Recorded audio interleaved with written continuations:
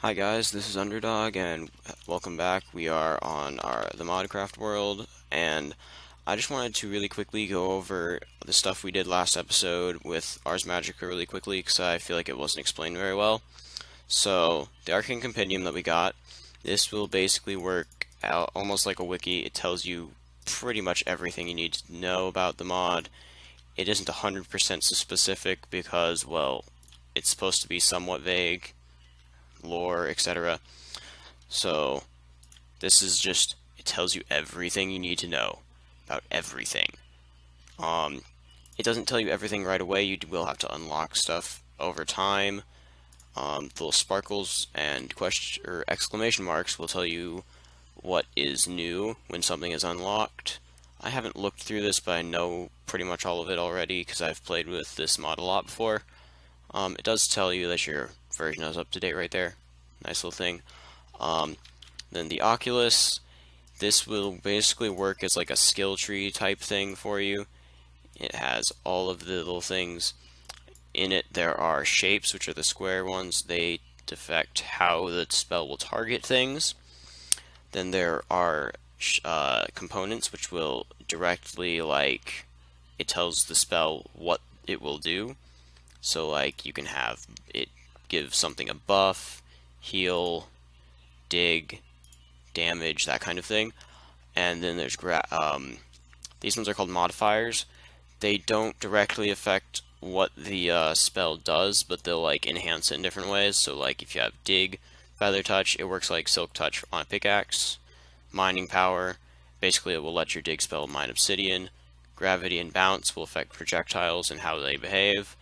Um, there are a few talent things like increased mana regeneration and affinities. Are not a huge thing unless you get really late game, but they will give you slight bonuses if you get a lot of affinity with a specific element, which you just get by doing spells. So if I cast this fireball at stuff a lot, and I mean a lot, then this will go up a lot. Because I've casted this a lot already, and it's only at 2, almost 3%.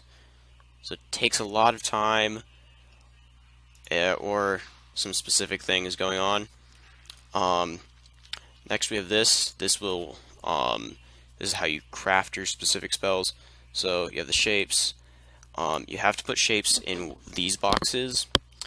The different boxes allow you to have the same spell have different targets. So say I wanted to have a heal spell, I'd put the heal right here. And then if I want it to affect myself and somebody else, I would have to do this. And then you could press C and it would change between these two modes. And then you have to put a book in here. If you want, you can give it a name. And then you have to have and then that crafts the book spell thing. And oh gosh, lag. Maybe that didn't, okay, never mind. So once you get your crafting or your spell recipe, if you look inside of it, it'll tell you what it is. So shape group 1, projectile, and then the component dig. What you do is you put it on here. You would look through to this third page, and it will tell you all the items you need to do. You need to throw them sort of in order. If it says ×2, you might have to throw like 1 Ventium dust right here and 1 somewhere around here. If it says ×2, so it's not entirely specific on the order, but you do have to start with a blank rune always, and you always end with a spell parchment. So this is all the items you would need to use, and then you have your affinity thing. So this will tell you how much of a specific affinity the spell is, which has to do with the affinities in here, like explained earlier. The lever does have a use here. It's something specific, but we haven't gotten to that point yet, and so I will explain that to you later.